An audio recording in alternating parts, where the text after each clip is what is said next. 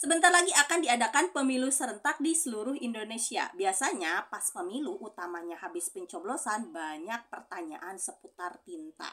Gimana nih hukumnya tinta yang ada di jari tangan? Kita habis nyoblos nih tadi. Gimana nih sekarang mau sholat duhur gitu. Apakah dengan adanya tinta di tangan ini kemudian wudhunya tidak sah karena air terhalang oleh tinta tersebut? Untuk mengetahui jawabannya, simak videonya sampai akhir. Salah satu syarat sah wudhu dan syarat sah mandi wajib adalah tidak boleh ada sesuatu yang menghalangi sampainya air ke kulit.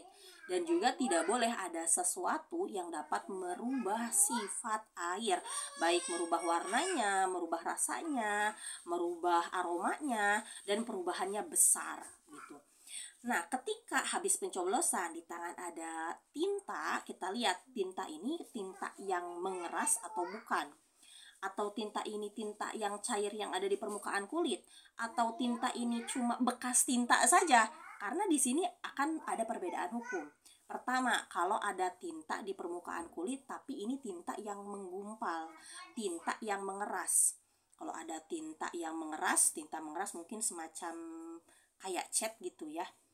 Kalau cat kan itu pewarna, tapi kalau mengeras gitu kan jadi padat, itu baru bisa dikategorikan sesuatu yang menghalangi sampainya air ke kulit. Nah, kalau nih kita ngelamun, kalau ada tinta yang seperti itu yang kemudian menjadi mengering dan padat, dan ketika dikerik si tintanya itu ikut terkerik, ini ciri, ini ainnya itu ada. Ini ainnya itu menghalangi sampainya air ke kulit, sehingga wajib dibersihkan sebelum wudhu. Kalau ujug-ujug langsung wudhu, padahal ada tinta yang mengeras di kulitnya, di kulit tangannya, maka wudhunya tidak sah. Gitu. Kemudian yang kedua, bagaimana kalau yang ada di permukaan kulit itu adalah tinta cair?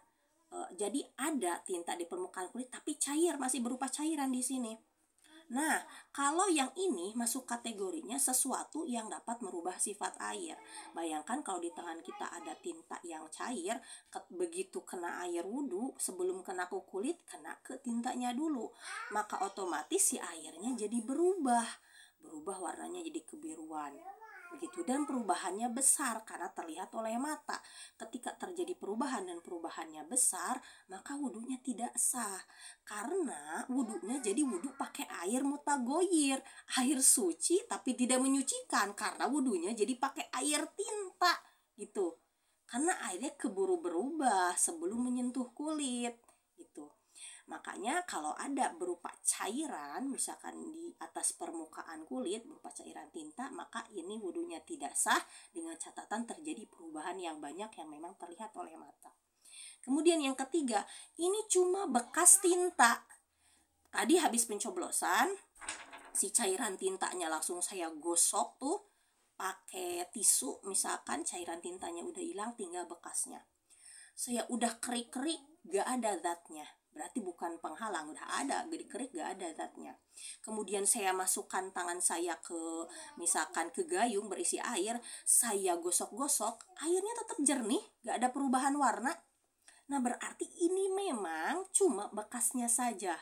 Ketika ini hanya bekasnya, maka ini tidak menghalangi sampainya air ke kulit, tidak pula merubah sifat air, sehingga wudhunya sah gitu. Jadi jawabannya, kalau habis pemilu gitu ya, habis pencoblosan ada bekas tinta, usahakan ya digosok dulu gitu. Kalau udah digosok masih ada bekasnya, tapi ini memang tinggal bekasnya aja, maka wudhunya tetap sah.